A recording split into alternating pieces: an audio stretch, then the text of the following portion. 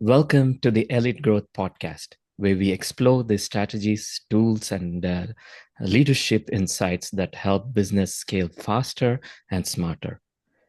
I'm your host, Kiran Prakash. Today, I'm joined with Stephen Buckle, a product and technology leader with over 2 decades of experience driving growth and performance and companies like Expedia, Inspired Gaming, and Conjurian. Stephen has proven track records of helping CTOs and their teams overcome bottlenecks, align product, program, and engineering functions, and deliver real business results. In this conversation, we will dive into the common pain points CEOs face and how to build high performance teams and the role of AI in product management and the leadership lessons Stephen has learned along the way. This is going to be an incredibly valuable discussion for anyone looking to improve product delivery and scale with impact. Before we dive in, a quick thank you to the sponsor, NeuroAgentic AI Labs. They help B2B SaaS companies integrate tailored AI solutions to increase efficiency, automate key workflows, and unlock growth. Without further ado, let's dive in. Hi, Stephen. Welcome to Hi, the show. Kieran. Thank you. Stephen, you have spent over 2 decades leading product, program, and engineering functions across companies like Expedia, Inspired Gaming, and Conjurian. What drew you into the intersection of technology, product, and business growth?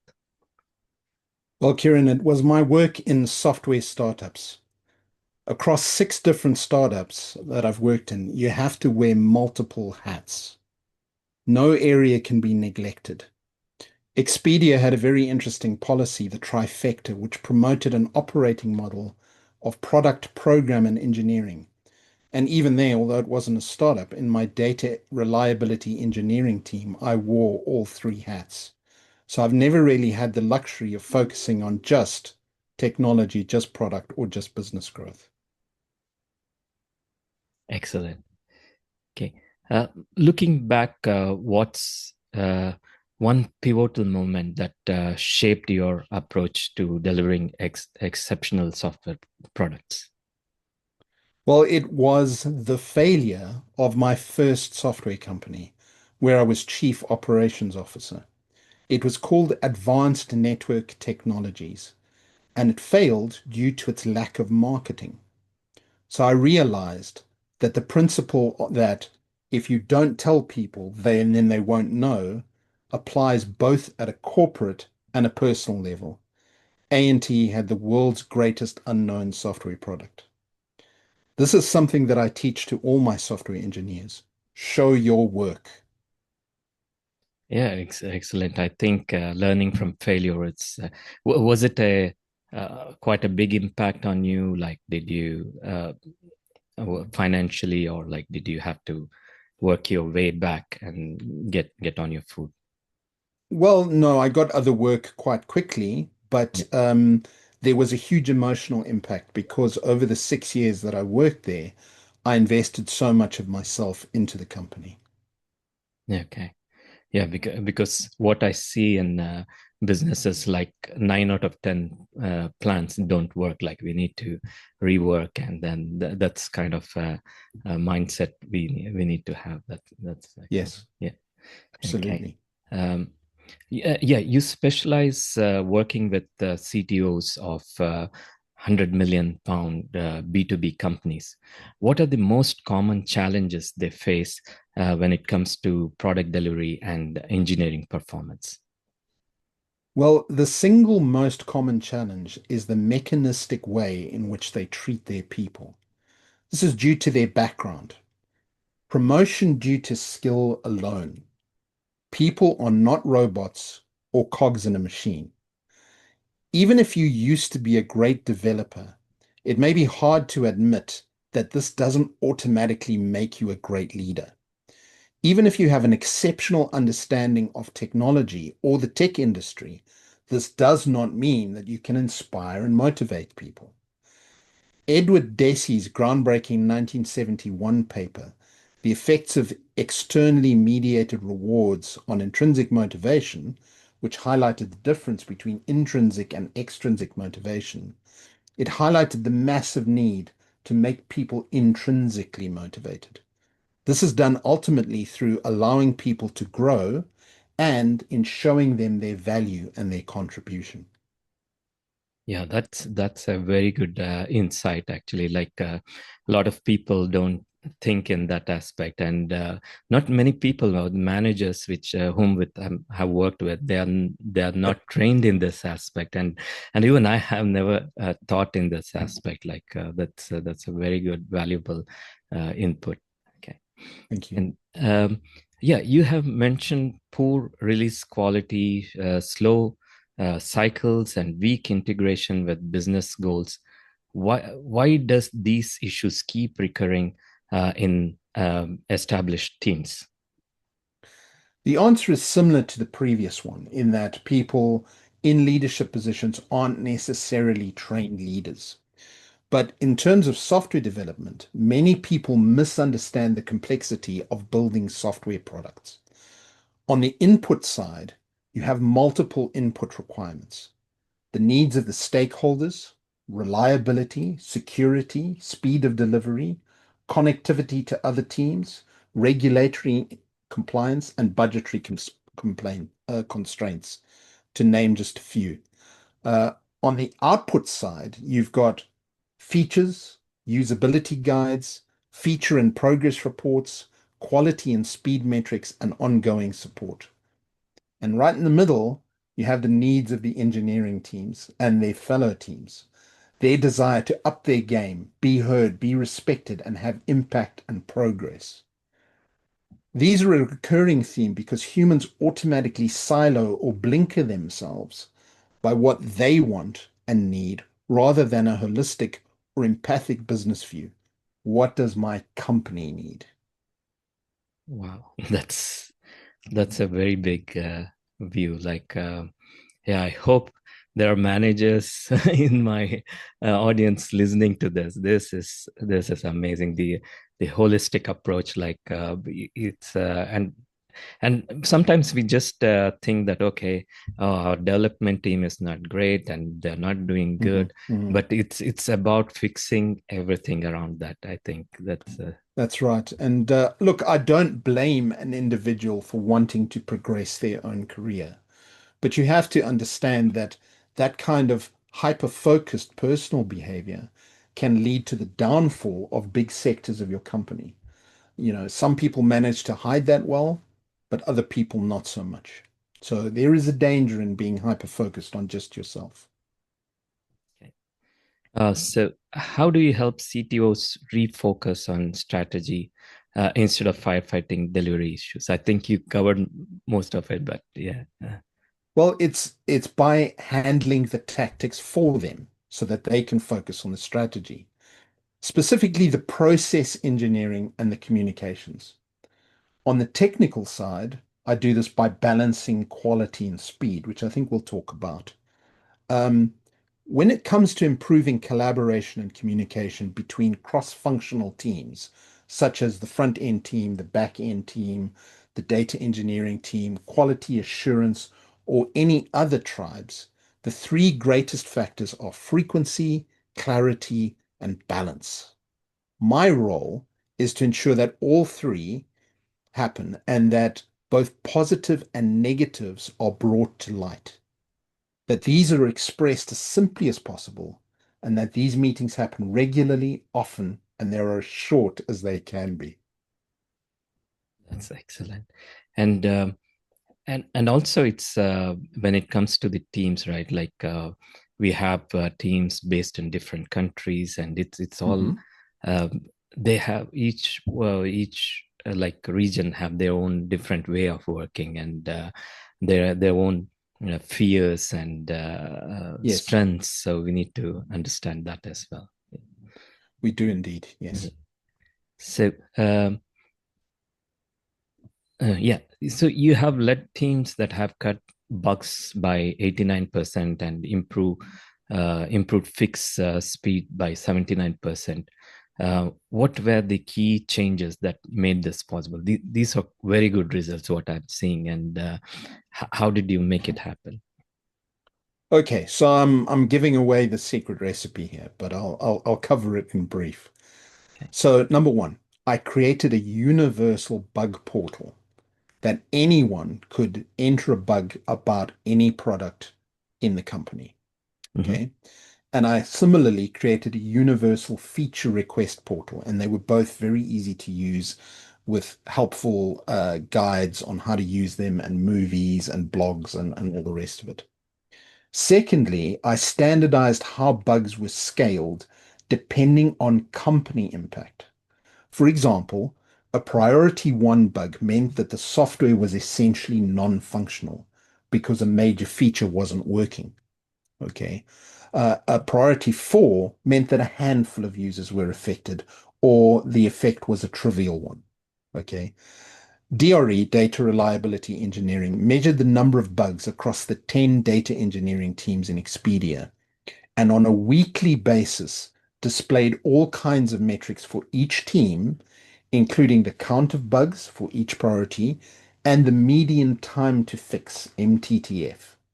Leadership and stakeholders were invited to attend these weekly meetings and also received copies of the reports. Yeah. Number four, I consulted with any team that wanted to drive their numbers down, and I helped them to optimize their process, the process engineering part. With this level of transparency, quality of release and speed of fix became a priority and no longer was team performance simply based on account of the number of features they had released. Yeah, excellent.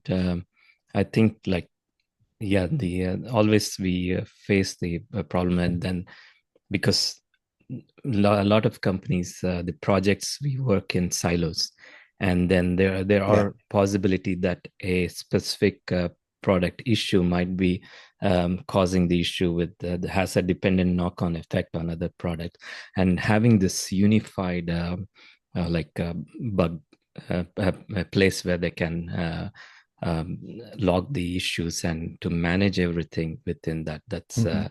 kind of brings a transparency within the company and also to that product, especially. Now, I have to say that initially this made the teams very uncomfortable because Yeah. essentially it's a kind of name and shame. I wasn't naming individuals, but I was calling out teams for them ignoring their bugs to focus on feature development.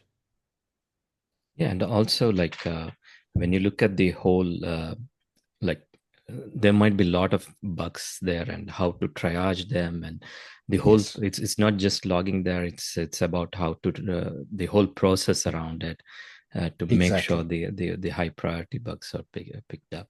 Yes. That's a good thing. Okay. And how do you balance the speed of delivery with maintaining quality, especially under pressure? Like if you have commercial pressure, how do you do that? Well, it's about making sure that everyone understands the quality of your product is not a nice to have. There are two major effects of poor quality. Number one, poor quality equals poor reputation, which equals poor customer retention and poor growth. So it literally affects your bottom line. Number two, more bugs means that your engineering teams are spending more time fixing them and less on new features or new products. So to maintain speed, you have to firstly have more iterations of the product with fewer features per iteration. Number two, constant and never-ending improvement in your production process. Smoother, easier, quicker. Now, I'm going to give you an example that illustrates when a company does this. Larian Studios is the software company that made the game Baldur's Gate 3. Okay. And they went from 24 million overall profit in 2022 to 447 million in 2023. Okay. And most of that was focused on giving the customers, the game players, a quality product. Yep. They spent 3 years in early access and they allowed users to transparently beta test their software. Mhm. Since the release in 2 years, there have been 8 versions and 33 hotfixes for a total of 41 iterations of the product. They won Best Community Software Support Award at the Game Awards in 2024. The award recognized the studio's exceptional transparency, continuous communication with users, and its consistent release of patches and hotfixes that addressed feedback from the community. This commitment to engaging with the user base was a key factor in the game's overall critical and commercial success. Now, for anyone listening to this, for scaling purposes, understand that Larian employed 400 people during the game's production, and that's excluding all of the external companies that did things like artwork and sound and what have you.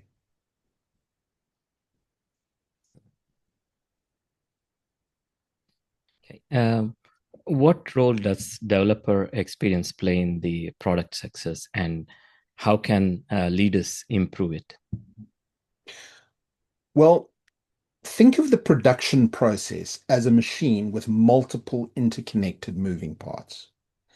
The more friction you have, the longer cycle times become.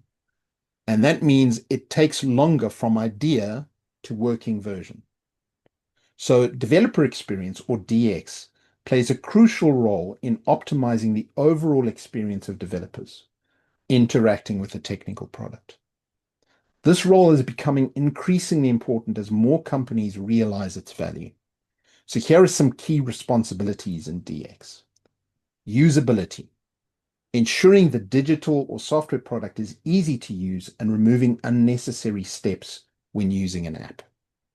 Findability, you need to make sure that the developers can quickly and easily find the functionalities that they are looking for. For example, API documentation.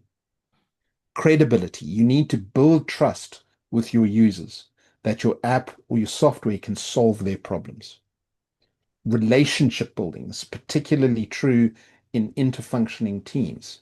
It's challenging to be successful if no one is telling you what they like or what they don't like about your products or the services that your company is making. And finally, content creation. Developer advocates often create content to help address developer pain points or raise awareness about the company's offers. This is also called inner sourcing. Yep. Leaders can improve the DX process by making sure that it's an ongoing priority and that the factory floor is often left out of the communications loop. So they need to close the loop with clarity in the input and output while treating the software development lifecycle as a black box. They shouldn't interfere too much. They should make sure that there's stuff going, the requests going in are clear, and the stuff that's coming out is clear and matches what was requested. And of course, product manager is essential in that.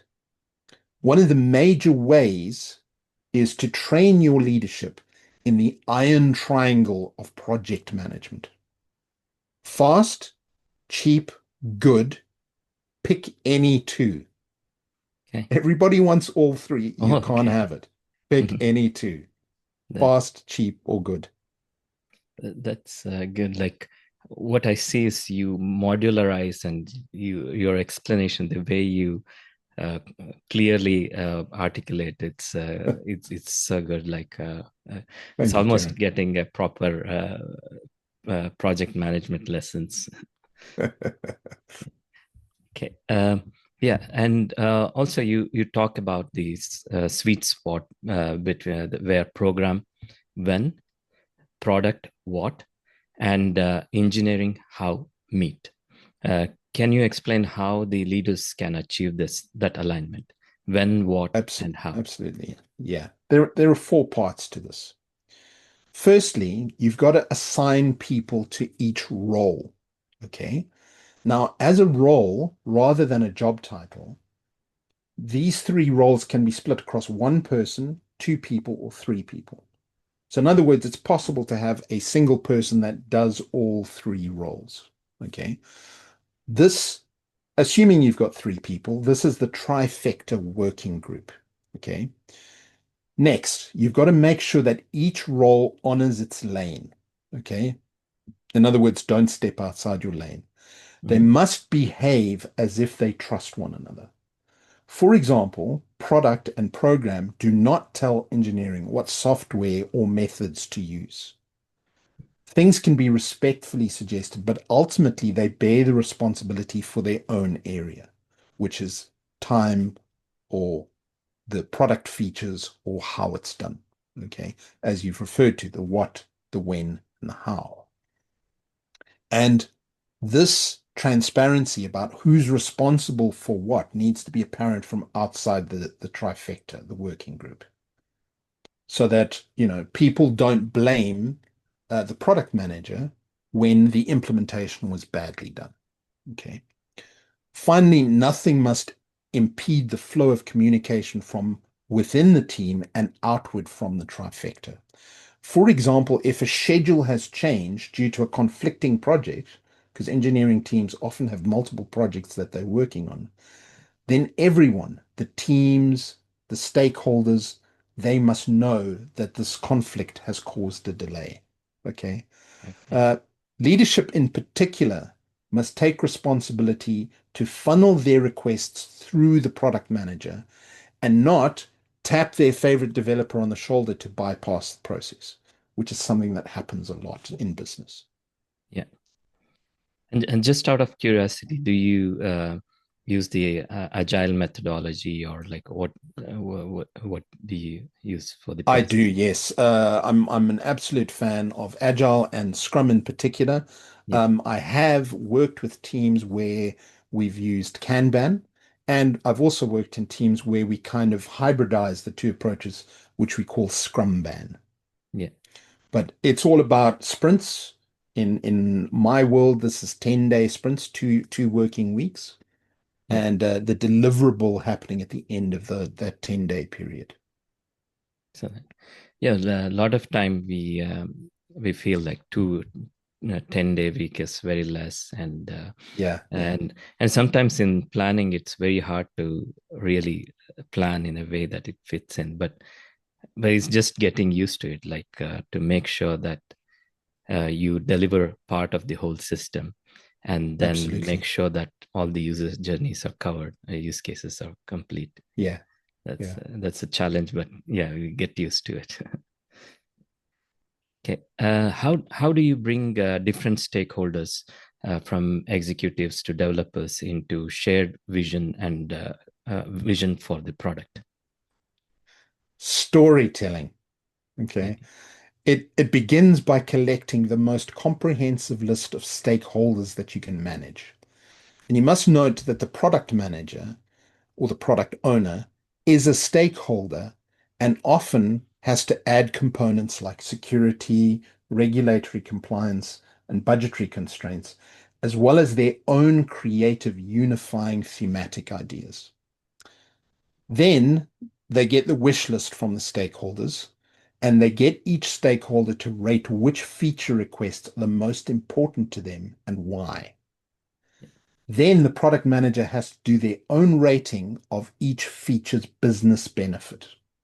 So these would be things like cost reduction, revenue increase, reputational benefit, major risk reduction. Okay. You then use this unified rated list to construct a product requirement specification that is split into iterations based on the score. So your first iteration of the product should have, you know, the sort of top 10 most required features that bring the greatest business benefit. Yeah. When you've got this product specification document, you then create a narrative about this new product and you share it back to every stakeholder. Your objective here is to generate empathy for the other stakeholders and awareness of what the business needs. Yeah. And that's how you bring everyone together. Yeah. And I think also the vision plays a major role. So, because what I've seen is like when you have these stakeholders, they have their own kind of requirements, which is like driving from their own what they have seen, and sometimes those requirements don't even fall into that specific product which we are building. It's true. It's true. Yeah, There's something to avoid there, which is called the hippo, the highest paid person's opinion, yeah, because the hippo can massively influence how a product is developed. And the hippo is often baffled when the product that they thought of or the feature that they thought of doesn't do well in the real world. yeah. So you've got to have a bit of trust about how well your product managers research the marketplace. Okay. Um, what metrics do you track to ensure engineering is contributing directly to revenue growth? Because a lot of times we just have a very narrow vision, and to have a holistic vision, what metrics do you track? It's true. All right, well, let's start with the technical metrics, which are throughput and cycle time. And this can be phrased in story points executed per sprint, right? This requires the estimated sizing of the tickets. Typically, we play points poker and backlog grooming, which is the splitting of large tickets that have lots of story points and the joining of smaller tickets that have fewer story points. More data and the excluding of outliers means more accurate predictions in the future, which is fantastic for the program manager. So if you know that your team has, over the last year, got through 40 story points per sprint on average, then you can predict what that they will do 40 story points in the next sprint. And you can give your stakeholders a very clear idea of what will be finished by when. Then you've got the non-technical metrics. So the top of my list would be the DevOps research and assessment metrics, which are also called DORA. Okay. And DORA measures things like the deployment frequency. And the deployment frequency is boosted by automation, which is where AI can come in. It's the lead time for change implementation, okay, which is the team capacity, the number of engineers you've got, and the skill of those engineers, multiplied by the code complexity, multiplied by their adaptability to changes in infrastructure. Another two in the DORA metrics are change failure rate and the mean time to recover from such a failure. Okay. Then you've got the engineer net promoter score. Okay. And the NPS is calculated by the percentage of promoters that rate the services and the products that the engineers use out of 10. So your promoters score a 9 or a 10, and you take the percentage of the promoters and you subtract the percentage of detractors, and the percentage of detractors score a 0 to 6 for the products and services. And that gives you the NPS score. Your objective is to drive up the quality of your developer experience processes over time. And I want to mention a fantastic tool called that was created by a guy called Cy Jobling, who works in London. It's called Petals. And Better. Petals gives a survey to your software developers, measuring their productivity, environment, teamwork, learning, and serenity. Petals, Petals. Okay. And then finally, you want to, and this is really important, you've got to reconnect the quality of the product with what you have delivered. Now, to do that, the product manager needs to do a before and after snapshot. They've got to collect both qualitative and quantitative metrics before your product is released and qualitative and quantitative metrics after your product is released. So they're measuring things again like cost, revenue, and risk. So basically, if you were earning uh, 10 million before your product was released and you're still earning 10 million afterwards, your product Mhm. has had no measurable effect on cost or revenue or risk, then the product is a failure, no Okay. matter how satisfied the developers were. Yeah. And I hope how do I you hope do that this? that makes sense. Because the what all these metrics, what you're saying, I see it's a lot of data collection and job to be done. So do you It is. have any tool which kind of trace everything like from the developer like user stories to all the way up? Um, N not to my knowledge. Certainly there is room to construct one, and an in-house platform team could develop such a tool. yeah, It's not very difficult. In my example in Expedia Group, we had a dedicated team. There were only five of us in the data reliability engineering team. yeah, I also managed a search engine marketing team that had 10 people in it.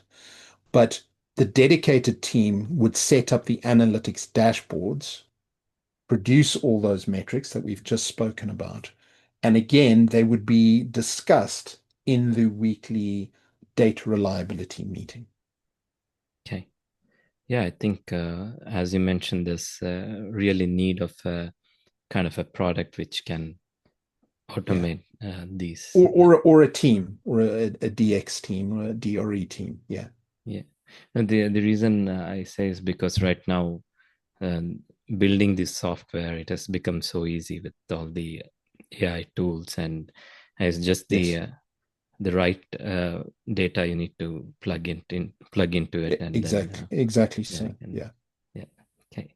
And with that, I'm getting into the AI. Like, there's a few questions I want to ask because there's a lot going on right now. So, okay, how do you see AI agents influencing product delivery over the next 3 to 5 years? Like, there's a lot of changes happening. Yeah, Indeed. So for each business, what this means is either more stuff being produced or less people and the same amount of stuff. Okay. When personal computers became commonplace in businesses in the 1980s, everyone was afraid that they would be replaced. Instead, staffing numbers continued to grow, but the human skills needed to change. So as AI tooling gets adopted, businesses will need to make a binary choice. Either reduce the staff and keep the output the same with fewer people, which is not something I would recommend, yeah, or keep, train, and replace staff and boost output. Okay. Um, People's ability to connect with others and be creative will become critical, or else products run the risk of being cookie cutters with homogenized high quality, but a feeling of sameness without growth and new ideas. More stuff isn't necessarily good stuff. So as we see AI producing more and more, I don't know, home movies or cat videos or whatever, you will see that there's a certain sameness between all of them. It requires human creativity to be injected to boost it up to be considered creative, different, new, interesting. Does that make sense? and also it becomes very challenging, right? Like, because now people can clearly tell what is AI and what is not, and Yes, that's where like your pure creativity is what makes the difference. So I think absolutely. Yes, many of them say that, oh, okay, the creativity will be dead, like everything will be done by AI. But I think at this point, there will be more value for the original or creative thoughts than yes, before. yes, So I think yes, that's 100%. yeah. Okay. And where can AI most effectively improve developer experience and release quality? So AI's works really well in each individual stage of the software development lifecycle, the SDLC. So I'll give you an example.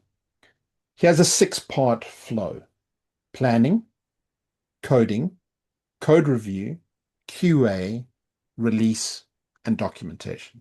Okay. AI can assist with all of those phases, but it can't necessarily replace any of them. Okay. A great example of this is Amazon Q, where the agents that can assist you exist for every stage. So AI can help you create the dots, but it needs assistance to connect them at least once to work out the output required from the previous stage and the input required to the next. I hope that makes sense. Yeah. So here are some examples of tools that you can use. For planning, you can use ChatGPT, Claude, GitHub Copilot, Amazon Code Whisperer, or for UX work, Uizard. Okay, it's a play on wizard. For code writing, Tab 9 is great. Cody, MS IntelliCode, especially if you're using your Microsoft IDE. Yeah. For code review, you can use things like CodeRabbit, Codium AI. For QA, you can use Testium, Applet Tools, TestRigger. For releases, you can use Harness, GitLab AI, H2O.ai's MLOps, and Kubernetes. And for code documentation, you can use Mintify Doc, Writer Doc AI, and Docify AI. So, I'm throwing the names of tools at you just to illustrate that there are tools for each stage of the SDLC, Yeah. but that isn't necessarily going to create the connection between them. There are tools like N8N that can do that, but someone has to put the effort into connecting the dots, which was the point I made at the beginning. Yeah, that makes sense because yeah, it's though N8N is so easy to adopt, but it's just how the connections should be available for between all these tools Yes, to get that. absolutely. And then yeah, because even I've been struggling to find a AI tool for entire SDLC, like which can, as you said, there should be input and the output should feed into the next level. And because these are all different tools, it's hard to bring them together. Mm, absolutely. So when I did machine learning in Expedia as part of the DRE process, where there wasn't an API that enabled me to connect to the different steps, what I then had to do was set up a Windows server running in the cloud and use Selenium on that to scrape the details and push it into the next phase of the process. Great. Okay. Do you think AI can eventually bridge the gap between engineering team and business stakeholders, or or will that always require human leadership? They will always require human leadership. Yeah. Two things that AI can't do is lead the human that uses AI, and until the robot revolution in 2035, perform physical tasks like having a laugh with a stakeholder over coffee or looking into your daughter's eyes and telling her you love her. The gap you speak of is filled with creativity and empathy. AI is just another tool in our toolbox. Yeah. And that leads to, I think, the what are the risks relying too heavy on AI in product delivery? Like, what do you see the risk here? So, one of the hardest things that a product manager can do is to spot an underlying pattern or trend and extrapolate a new idea from that. Henry Ford said about his Model T car, if I had asked my customers what they wanted, they would have said a faster horse. AI is great at refining things, but it doesn't prompt itself. It has no creative spark. It can't create from nothing, ex nihilo. It also doesn't excel at nonlinear logic, which is where all breakthroughs happen. So if people rely too heavily on AI, the result will be a number of great looking products that all do the same things in the same way and feel like cookie cutters of one another. That's true. Okay. Across your career, what's one leadership principle you have never compromised on? Respect. The belief that people are where they are because of a combination of nature, nurture, and a little bit of will. This leads to humility rather than arrogance that I'm better than them. That humility is a superpower that enables me to learn from everyone because everyone knows things that I don't. It also enables empathy, which lets me step into their interior world and guide them using the communication that resonates best with them to do the behaviors that myself, the business, and the individual need. In other words, leadership. So the daisy chain is respect to humility, humility to empathy, empathy to leadership. And this works for stakeholders, managers, peers, and direct reports.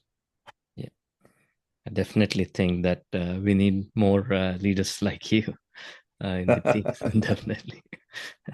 Because, yeah, I've worked with many leaders and managers, and they don't have this level of clarity. That's what I see. Yeah, it's Well, remember that by definition, to lead means to take a decision, to move in a direction, and to get people to follow you. yeah, And the way that you get people to follow you is by communicating with them effectively. And to communicate with them effectively, you have to use their own methods and models of communication, not yours. yeah, I agree that. How do you mentor and coach teams to adopt growth mindset? I use examples and models. Mm-hmm. Okay, so here's a corporate example. In the year 2000, Netflix co-founders Reed Hastings and Mark Randolph met with Blockbuster's CEO at the time, John Antioco, to propose that Blockbuster purchase Netflix. They offered to sell their company for $50 million, with Netflix running the online portion of the business, while Blockbuster focused on its physical stores. According to various accounts, including those from the Netflix founders, the Blockbuster executives laughed them out of the room, declining the offer as they did not believe the online rental model was a viable business. Blockbuster filed for bankruptcy in 2010. Netflix is currently worth 512 billion. Okay. No growth mindset. The same holds true of many high street shops that refuse to grow and change into the internet age and were killed by COVID. My favorite model here, so those are two examples. My favorite model here is The Emotional Cycle of Change by Don Kelly and Daryl Connor. In their 1979 annual handbook for group facilitators, they discuss this model, the emotional cycle of change. And it's different from the Kubler-Ross grief curve because it starts with a positive bent. So the four steps are: number one, uninformed optimism. Number two, informed pessimism. Number three, the valley of despair. Number four, informed optimism. And number five, success and fulfillment.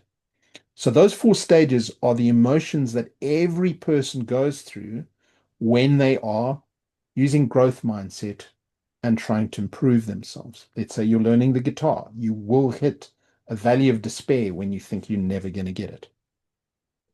So what most people do is they butterfly. They start something new. They hit the discomfort in the valley of despair, which is where their anterior mid-circulate cortex starts to grow, and they give up. They move on to something else. Okay. There's a great South African joke. If you can hear my accent, I'm originally from South Africa. And in South Africa, there's a butt of a lot of jokes, which is a stupid guy called Van der Merwe. And the joke goes, what did Van der Merwe do when he was swimming the English Channel? The answer is he got three-quarters of the way across, decided it was too far, and swam back. That's what That's what a lot of people do, Yeah. right, when they hit difficulties, is they just move on to something else. Consider the example of babies learning how to walk, or even yourself before you could read, and consider the benefits that you have now.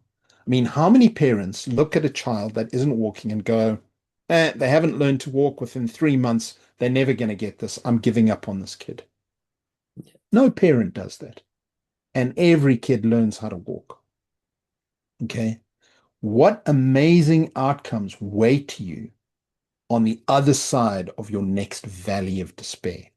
Okay. Pick any successful person and read their biography or autobiography for inspiration on their struggles. And you will see that they went through this exact process. In Viktor Frankl's book, Man's Search for Meaning, he observes that those who clung to hope, step 5, were far more likely to survive the concentration camp that he was in. And he developed logotherapy as a psychotherapeutic method as a result. So, what's your advice for CTOs who want to deliver bigger impact without burning out? My advice is stop being busy. Busiest workers are almost never the best. Modern neuroscience has validated Graham Wallace's belief in 1926. You use the task positive neural network when you're engaged on a task, and you swap to the default mode network or task negative network when you go for a walk, have a coffee, or stare out the window. That's when pattern recognition kicks in and novel connections are recognized. The ideas in the shower effect. Okay. Okay. What blocks this is if your rumination, when you have these breaks, is all about a lack of productivity. So if you haven't been productive when you were in your task positive framework, then that complaining inner voice will now occupy the space that would otherwise have creative ideas. The ideas for gaining leverage will never occur to you. Tim Ferriss, author of The 4 Hour Workweek, says busyness is laziness, it's indiscriminate. Constant frenetic activity makes you blind. The busiest employees that have work weeks that spill over into their weekends are never the highest performing.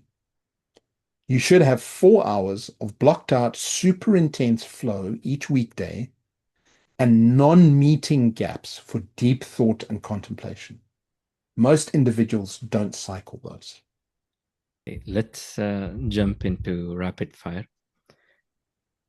Okay. Most underrated skill in product leadership. Um, it's dealing with difficult people that are different to you, being a chameleon, stepping into their shoes and walking around in them, seeing things from their point of view and trying to make them an ally. Okay. One book or resource you would recommend to every CTO. That would be Surrounded by Idiots. That's the name of the book, by behavioral expert Thomas Erickson. The book's central premise is that much of the baffling and frustrating behavior we encounter in others comes from a fundamental lack of understanding of different communication styles. The book explains how to identify each personality type in others, and more importantly, how to adjust your own communication style to better interact with them. Excellent. AI in engineering, revolution or overhyped? Both. It's a revolution in the sense that it can dramatically decrease your cycle time, speed things up, and make things easier and clearer. It's overhyped in the sense that we will all be replaced. We've been here before, as I said, in the 1980s, where everyone was fearful that a computer would replace them. They didn't. And now car mechanics and gas boiler engineers routinely carry ruggedized tablets with them. In the same way, AI is another tool with its own unique benefits and problems that we must now learn how to use. What's one change most tech teams could make tomorrow to instantly improve their delivery? The most obvious change would be to ask themselves which part of my software development lifecycle process has the tightest bottleneck and the most problems. Start applying incremental iterative changes to that pain point. Excellent. Okay. Excellent, Stephen. That takes us to the end of this podcast. Thank you so much for sharing your journey and powerful insights you have gained through your career from tackling the recurring challenges CTOs face, building aligned and high performing product and engineering teams, and exploring how AI will reshape the product delivery. You have given us a lot to think about, and also for me it's a lot of lesson I have learned in the leadership, like entirely different thought process which I have never thought, and it's a great session. And a special thanks again to our sponsor, Neuroagentic AI Labs. They are B2B SaaS. If you're a B2B SaaS company looking to harness AI, automate workflows, drive efficiency, and fuel growth, check them out. They make AI adoption easier and more affordable than you think. Uh, for for our listeners, if you found today's episode valuable, make sure to subscribe to the Elite Growth Podcast for more conversations with leaders who are shaping the future of business, technology, and growth. Stephen, it's been a real pleasure having you on the show, and thanks again for your time. Thanks so much, Kieran. I really appreciate you inviting me. I hope I haven't bored you too much. No, it was a great session.